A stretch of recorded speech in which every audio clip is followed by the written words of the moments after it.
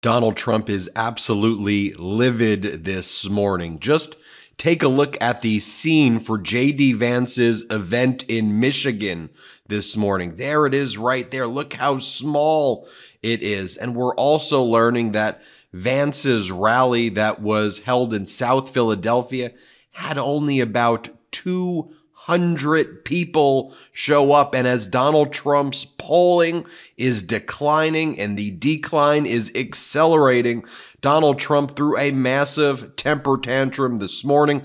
Of course, he had to call his safe space. He had to call Fox. And so he calls up Fox and just starts incoherently ranting about Vice President Kamala Harris and Governor Tim Walz, who was just selected as her VP pick. He calls Fox. He's like, she's a nasty person. She's so nasty. Here, watch just the juvenile name-calling by Donald Trump as he gets more and more desperate. Play this clip. The media, outside of you people, of course, but the media is so, they're trying to build her up to the next Margaret Thatcher liberal version, and I don't believe it's going to happen. I hear she's hasn't taken one interview. She would never do an interview like this. That I can guarantee with any network. She doesn't do interviews because she can't answer questions. I don't know how she debates. I heard she's sort of a nasty person, but not a good good debater, but we'll see, because we'll be debating her, I guess, in the pretty near future. It's going to be announced fairly soon, but we'll be debating her. I'd like to see it on Fox, by the way. I would like to see it. My preference would be Fox, but we have to debate. Do you have an announcement, Mr. Then Donald Trump says, when he calls into Fox, he says, the reason when the stock market goes down, it's because Harris gets decent polling numbers. And then when the stock market goes up, that's because of me. Here, watch him just whine as he throws this morning temper tantrum. Play this clip. Because if she does this to America, every one of us are going to either be leaving or we're going to be living like dogs. Our whole country, our whole system is going to collapse. Even the talk about her has driven the stock market down. Yeah. When the stock market goes down, when you see it go down, that's because she gets a decent poll number. She gets bounces in her poll, the market goes down. The stock market will collapse like in 1929 if they're elected. I want to show you more of those clips in a moment, but I want to share with you what a close friend of mine who's not involved at all in politics, actually doesn't pay attention to politics at all, told me. Now he is watching and he's focused on Vice President Kamala Harris and Governor Walz, and specifically the joy that they are bringing to politics. Here is what this person told me. They said to me this morning, you know what's funny, Ben? So much of campaigning is so effing dark and ominous and angry and scary. If Harris and Walz can legitimately inject some of the joy that Walz was talking about, I wonder if people would recognize how powerful that can be. The normal people in America don't want to be dreading shit constantly. A lot of people in the middle will vote for genuine optimism. Now contrast that genuine optimism again with Donald Trump calling into Fox this morning and just trying to scare us, trying to scare people, trying to sow chaos, trying to harm we the people and pit us against our brothers and our sisters and our fellow Americans. Here's what Donald Trump calls in. He's like, they're communists. They support transgenders. They don't like Jewish people. Like, it's just over and over again with this fear-mongering. Enough of the fear-mongering. We want joy. We want optimism. Here, play this clip. We know what Kamala Harris's record is, and we know what his record is, and they are extremely progressive. Talk about how you're going to handle this on the campaign trail. Will you just really hone in on how they voted in the past? Well, I am. I'm going to be doing that. What he wants. If you look at his record with no walls, no security, let everybody in, he's worse than they are. Nobody knew how radical left she was, but he's a smarter version of her. If you want to know the truth, he's probably about the same as Bernie Sanders. He's probably more so than Bernie Sanders. She is more so than Bernie Sanders. That's got to be your guide, Bernie Sanders, and that's not a great guide. But there's never been a ticket like this. This is a ticket that would want this country to go communist immediately, if not sooner. We want no security. We want no anything. He's very heavy into transgender. Anything transgender he thinks is great.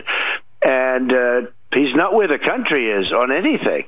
Mr. President, this is a shocking. Let me tell you, this is a shocking pick, and I think it's very insulting to Jewish people, and I think it's very insulting to people that want security. I think it's very insulting to anything having to do with making America great again. Then Donald Trump, as part of his whiny temper tantrum this morning, he brags about in 2020. He goes, 4 years ago, you know what I did for you? You know what I did for you? It was only $1.87 a gallon. That was because of me.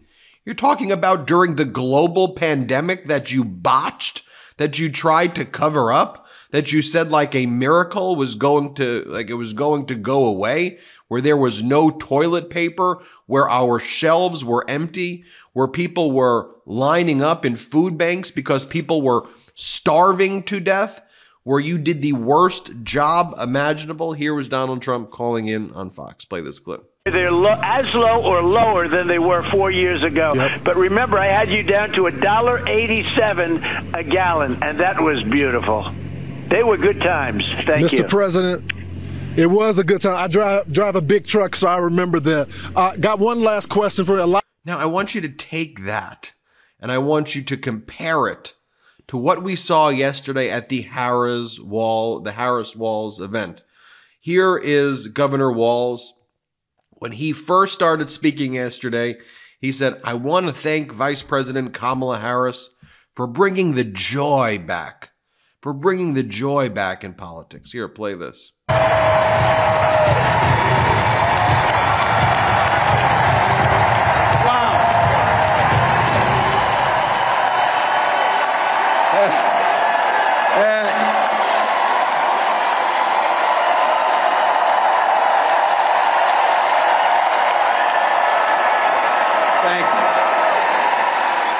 Wow.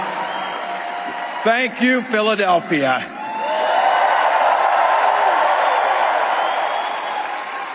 Thank you, Madam Vice President, for the trust you put in me, but maybe more so, thank you for bringing back the joy.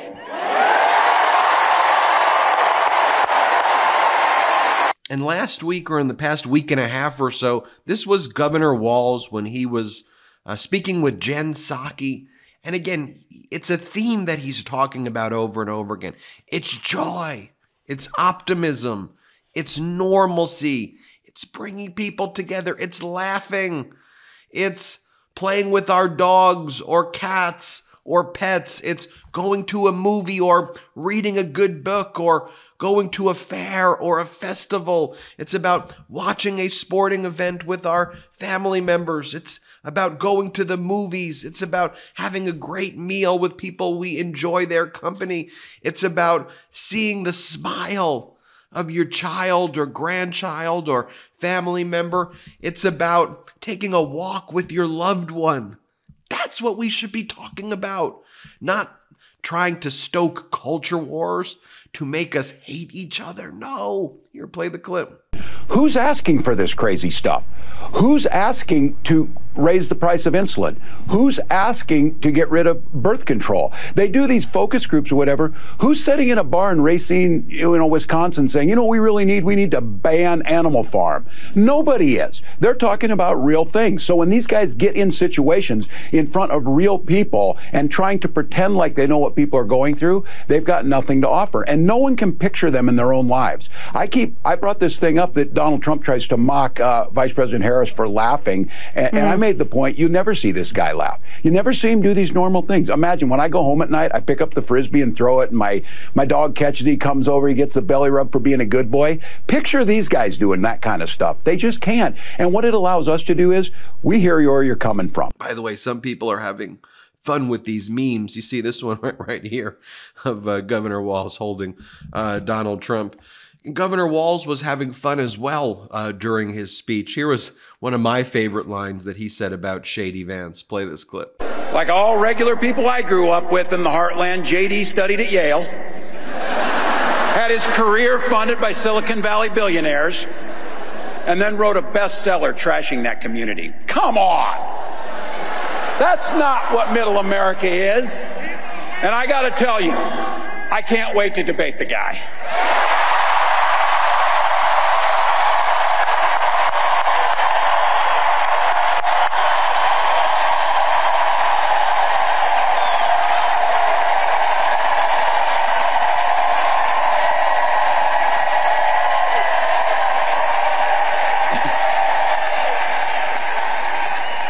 That is if he's willing to get off the couch and show up. So, you see what I did there? So that's right. You've got the coach, you got the couch. You got the coach, you got the couch.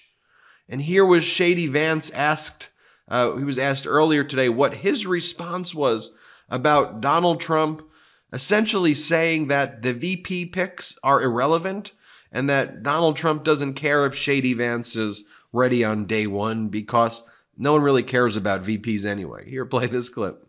In Detroit Free Press. Thank you. When Trump was at the NABJ conference, he was asked whether you'd be ready to assume the presidency on day one, and he responded by talking about how the vice president pick doesn't really impact the election outcome. Sure. Was that the response that you were hoping for from the former president? Well, what the president has said, and I agree with him, is that most people are voting at the top of the ticket. Now, Tim. And you see how Shady Vance just has to like take it and how weird that is. Now, compare that as well to the joy in the Harris Walls rally where the crowd was chanting, USA, USA. Remember that from yesterday? Play the clip. It's the promise of America, because only in America is it possible for them together to make it all the way to the White House.